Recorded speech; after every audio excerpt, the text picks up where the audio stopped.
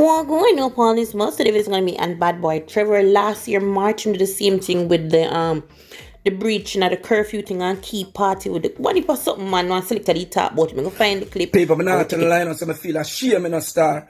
You know, say me is a part of the entertainment industry, you know. Artists keep up foolishness after the government say, yo, everybody for talk the truth about where I come from and this and that. And then me go wake up this morning now. And I read about Bad Boy Trevor, key party, and police go so boom and lock him up. Eh?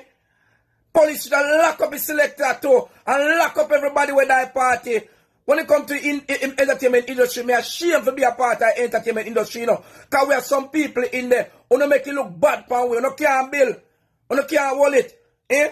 You think more if you go collect money and go play music more people life. Let me tell you something, man. Someone is a set of dog shit, man.